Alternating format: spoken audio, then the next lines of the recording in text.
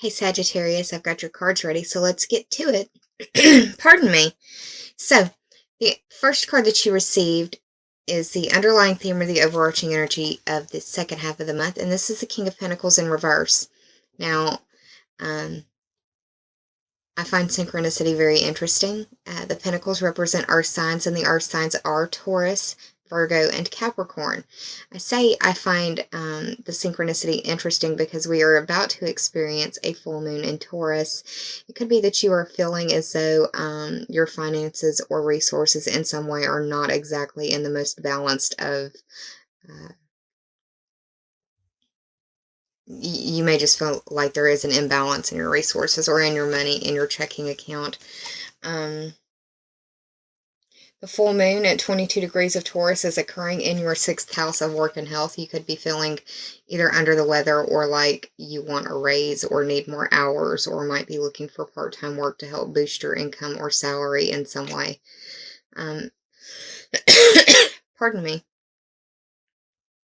This King of Pentacles is normally very mature about his resources, but because this is dealing with work and health type situation, especially with the full moon being in the 6th house, which is governed by Virgo, which covers your work and health or the competency and skills that you bring to the services that you provide. If you aren't feeling under the weather and you aren't all that upset about work, it could be that you may be thinking about taking on a class or something as well that may cost more than you're willing to spend right now at the holiday season to help boost your earning ability in some way.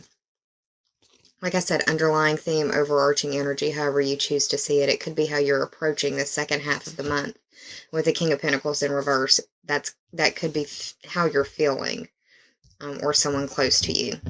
Virgo, Taurus, or Capricorn is who represents the Pentacles. The Pentacles are also resources that you could spend on another human being, living thing, or situation that you care about. Resources would be money, health. Health is the biggest resource that we have, but it also speaks to like time, devotion, nurturing, that sort of thing. So just to give you an idea. The Empress is what represents the present for you, and she's in the upright, so that's a good sign. I really feel like this is indicative of the time period of the full moon because of now the Pentacle and the glyph that represents Taurus, also Libra, but this Venus symbol right here. So yeah, I think this speaks to around the full moon energy, which is right around the time that this is being filmed because my other videos wanted to not be very cooperative with me in the upload process, so reshooting. This is the third card of the major arcana. The 3 for me represents the 3rd astrological house, which is ruled by the zodiac sign of Gemini, and it speaks to your communication, your short distance journeys, and your siblings, cousins, or neighbors. Communications can be your commute to work, how you get from point A to point B, but it can also be the communication devices that you use to get your message out into the world or to communicate with others. It could also be how you are being interpreted or how others interpret you. The fact that it's in the upright means that you're being gracious in most things. I would like to say that you are being gracious in your communications because of this card being in the present right here. We do have Venus moving into your 2nd house. That just occurred yesterday. So, could be getting some information about money in some way. And the fact that it's in the upright is, I would believe, good news more often than not for y'all, because this is a general reading. The Empress card by itself is representative of the planet Venus. The planet Venus just moved into Capricorn, and that's your 2nd house. Venus as a planet represents love, harmony, and beauty, also resources and money. The Empress card speaks to abundance and being able to produce things, or you may be feeling artsy-craftsy as well. The second card that I pulled for you is another major arcana card, and it is in the upright as well. This represents the past. This is a Hierophant. The Hierophant is the 5th card in the major arcana. The 5 for me represents the Leo ruled house of your pleasure, your social life, your children, and your creativity, creations, creative endeavors, creative pursuits. This is also the house of romance, dating, and where you fall in love and where you make your babies. Now, this card in itself, the Hierophant card, is representative of okay, y'all, this is definitely speaking about the full moon. The Hierophant's representative of the zodiac sign Taurus, which is known for being determined and even bullheaded, like a bull in a china shop, those kind of things, walking like a bull, heavy-footed. This card can represent dealing with authority figures, and it can also be like the searching for knowledge in some way. The fact that it's in the past could be that you are having a look at your values from possible childhood and are seeing that they aren't lining up with where you are now, or seeing that there's been a deviation, or not in a bad way deviation like deviant, but just an off course, a different path taken, and that's fine. And I say that because of the 3rd card that I pulled for you, and it is another major arcana card. Of the 6 cards that I pulled for you, the first 3 in the spread, actual first 3, not including the underlying theme, were major arcana, so it could feel like you are unbalanced. It could also feel like some things are just out of your control. But yeah, the 3rd card that I pulled for you, which represents the obstacle, is the Chariot. The Chariot, for me, whenever I see this card, I think of the duplicitous signs because of, well, like Gemini has the twins, Libra has the 2 scales, and Pisces has the 2 fish. Those are the duplicitous signs for me, where they have one side or another, or they have a hard time finding the balance. It could be that you are having a hard time finding balance between your self-esteem and the money that you're bringing in, or something to that effect. Because aside from these major arcana cards, it's all pentacles on the other side, and we'll get to those in just a second. The Chariot is the 7th card of the major arcana. The 7 for me represents the Libra ruled house of your partnerships, how you identify with others. It's counseling. It's dealing with open enemies. So yeah, it could be dealing with a Libra as well. And isn't it funny that Taurus and Libra are both ruled by Venus, so you could really be dealing with somebody who has some strong Taurian or Libran energy, because this is the Taurus full moon, but you're getting a lot of Libra play out as well in these cards for me. The Chariot traditionally represents Cancer.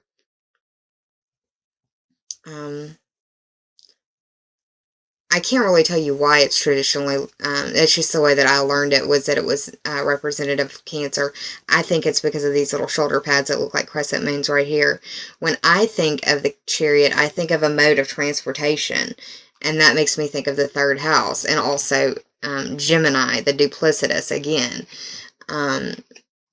So it could be dealing with communication in partnerships. It could be dealing with traveling, or partners traveling, something to that effect. You could be traveling, or you could be thinking about traveling for money or traveling for work, looking at your money that way, if it's worth it or not. But this card in itself is about like achievement through self-mastery, and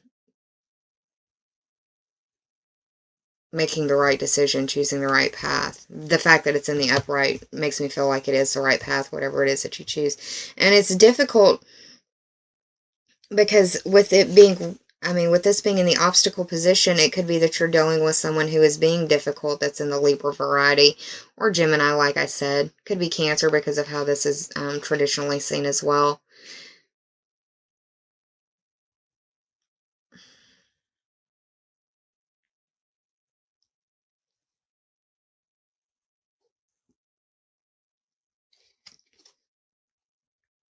I feel like the obstacle is dealing with a Libra. It's more a zodiac sign than what this card represents, is what I'm thinking.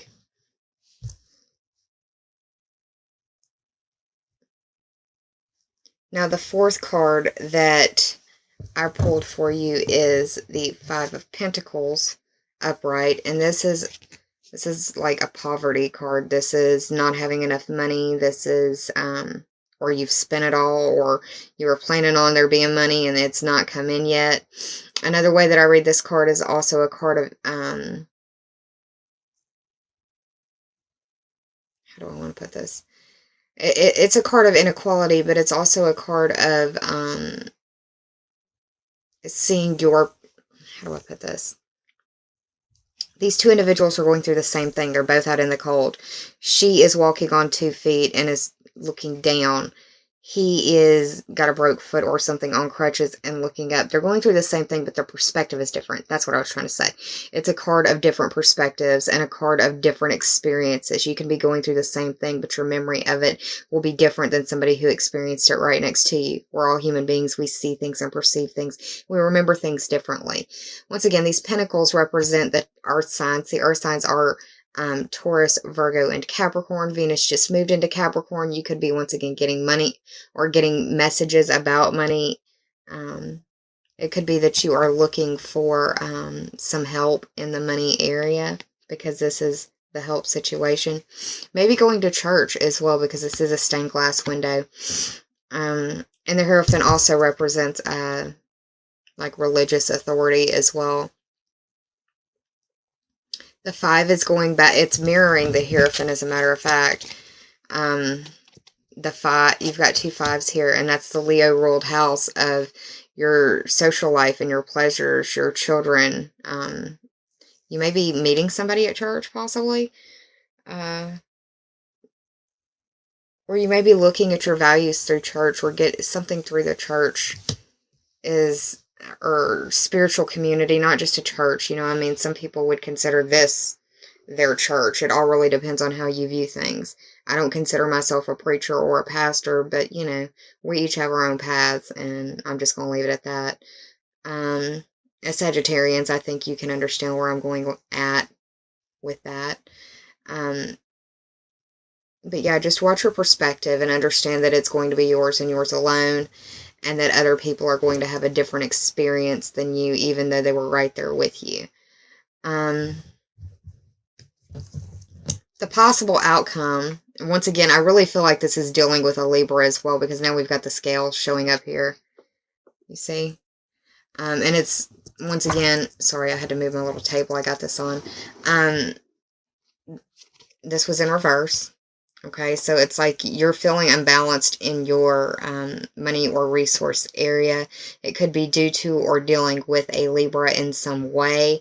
This is the 6, once again, dealing with work and health, or the competency and skills that you bring to the services that you provide. If you aren't dealing with a Libra, it could be that you're possibly wanting to go back to school and getting more skills to add to your little resume, which would be nice, but you're not sure how you're going to pay for it, which is why it's in the reverse as well. If it's not Major Arcana, it's Pentacles cards, y'all. So that's just the way that it goes. The 6 is, like I said, the house of work and health, or the competency and skills that you bring to the services that you provide, but it's ruled by Virgo, so that may mean something to some of y'all. I did the math for this spread, and it totaled up to 26. 2 plus 6 is 8, and that is the Scorpio ruled house of other people's money, regeneration, transformation, metamorphosis. It's also the house of sexuality. It's the house of your instincts. That can be primal, basic, or just human instinct. It could also be the cycle of life, death, or rebirth, possible birth. With the Empress being in the middle of the spread, I would like to tell you that, I mean, she's a very fertile card, so be careful if you aren't looking to get pregnant. That could possibly be a situation with a lot of these Pentacle cards in reverse. It could be you get a surprise that you weren't expecting, and you're like, oh, how am I going to handle this? How am I going to pay for this? How am I going to be able to do this? I'm already juggling everything else. Just forewarned is forearmed. I would like to empower you with as much information as possible, and I give you what I see. Now, I also pulled 2 oracle cards for you from the Journey of Love. The first is Simplicity, and this is the 4th card. of the 70 card deck of The Journey of Love by Elena Fairchild. The 4 speaks to the Cancer ruled house of home and family. Home is where you live or where you consider home to be, and family is your mother or your father, your also the people that you share your home with. So that could be your partner, that could be your spouse, that could be your children, that could be your fur baby, that can be your roommates. But the Simplicity card in itself is representative of the fact that you need to take this situation, this period, one day at a time, and that you need to really trust in the goodness of life and trust in the goodness that life has to offer, and that you need to, and it may be a period of time where you have to seek that out. You may have to really look for the joy in life, and that's okay. I mean, we have good times, we have bad times, right? Saturn is still in Sagittarius, making his way through, so it's felt like a difficult time, I'm sure. But trust that everything will be all right. And right now, you need to stay present and stay patient. Really, if you can adopt the Serenity Prayer, that would be a great mantra for you right now. And the second card that you received is Just for a Moment, Joy. That's a pretty hopeful little card right there. It looks like she's just being... I'm a child of the 80s, and it looks like she's doing a Care Bear stare to me. If you know what that is, shout out. This is a 46 card. 4 plus 6 is 10, and that is the house of Capricorn. That's the house of your career, your status, your reputation, your destiny. It's, I like to say William Shakespeare said, all the world is a stage, and I see the 10th house as the stage that you approach the world on and how the world knows you.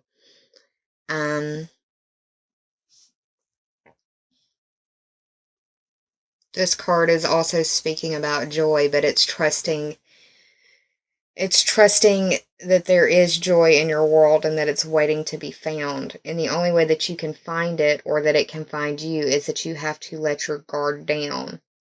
And that means you literally have to open up your arms and your heart to the new next adventure that could be coming your way.